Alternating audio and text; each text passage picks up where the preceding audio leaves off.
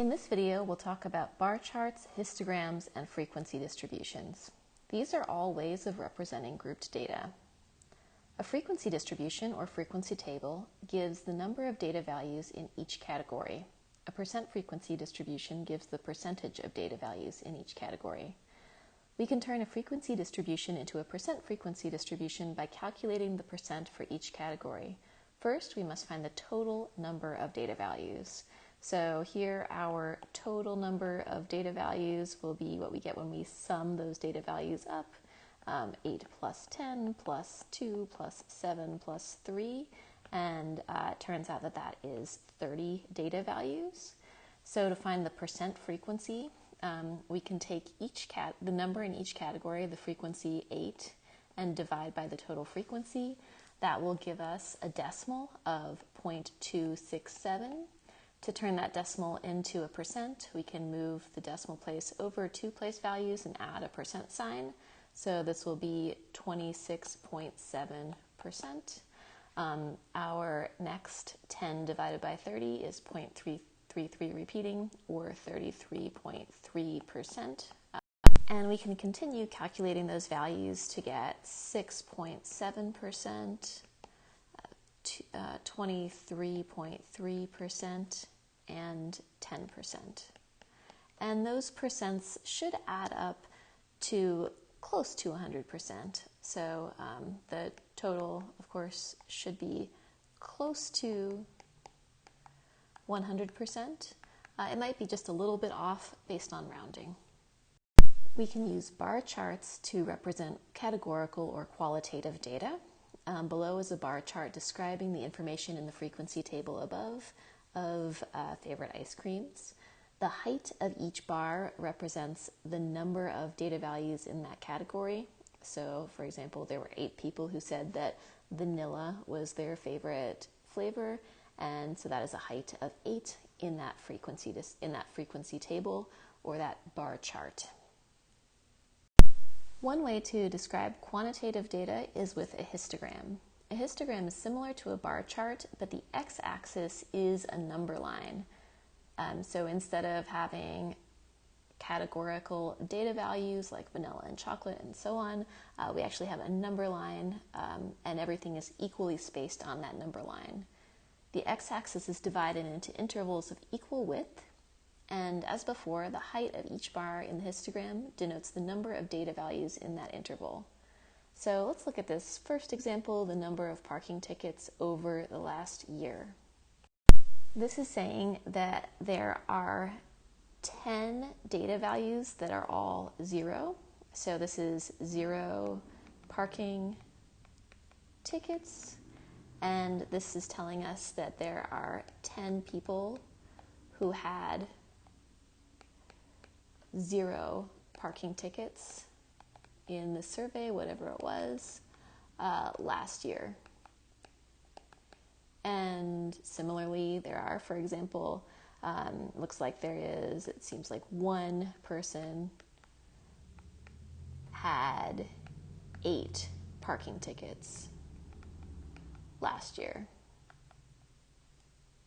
And so if we think about, just what does the actual data values look like that are represented in this histogram, our data values would be 0, 0, 0, ... There are 10 zeros altogether, and then it looks like 6 ones, 1, 1, 1, etc., and 6 ones, and then maybe 4 twos. 4 people had 2 parking tickets, 1 person had 3 parking tickets, 3 people had 5 parking tickets, 1 person had 6 parking tickets, nobody had 7 parking tickets, and 1 person had 8 parking tickets.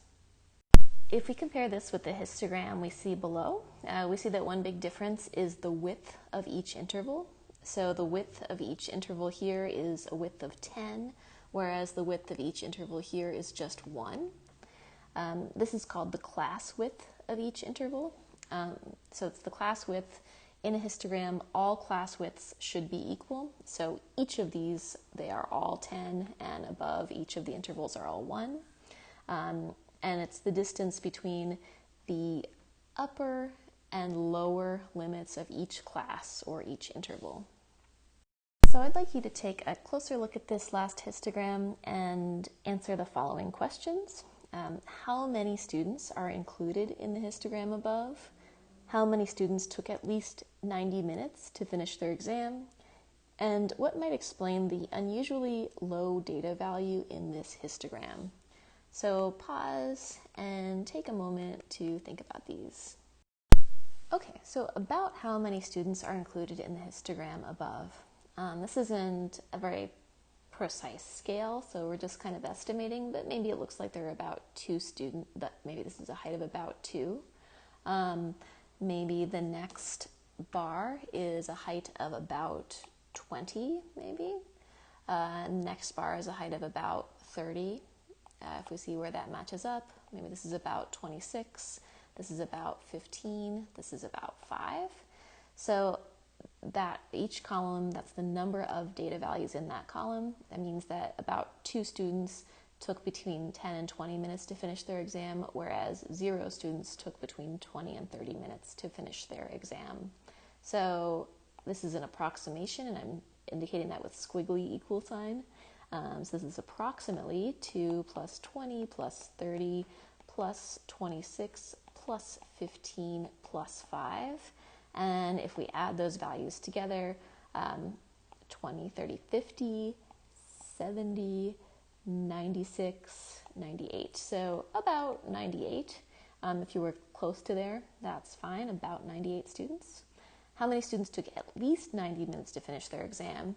So this boundary is telling us that anybody here took less than 90 minutes and anybody here took greater than 90 minutes. And so we would say that, okay, 15 plus 5, about approximately 20 students took at least 90 minutes to finish their exam. And finally, what might explain the unusually low data value or data values in the histogram? Let's see. So we have, what are the data values themselves? The minutes taking the exam, those are the actual data values themselves. So there was say about 2 or 3 people that took between 10 and 20 minutes to finish their exams. So those are the small data values, and all these data values are larger. So we're talking about these when we talk about the unusually low data values. And so the students who took between 10 and 20 minutes, well, there are a lot of reasons that could be the case. So it could be that maybe a few students who only took 10 to 20 minutes. Well, in my experience, there's sort of 2 reasons why that would be the case. Either the student came in and looked at the exam and said, I have no idea what's going on and I'm tired and I'm just gonna flip through it, answer a couple questions and then go home. Or the other possible answer is the student was super well prepared and just knew how to do everything instantaneously, and so it took them no time at all to ace the exam. And those are kind of 2 extremes in cases of students finishing an exam really, really fast, in my experience. So a few students who only took 10 or 20 minutes were either very prepared and could answer very quickly, or underprepared and turned in a lot of blank questions.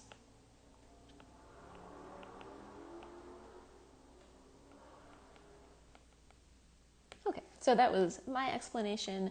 As long as you have something that makes sense in context, that's fine with me.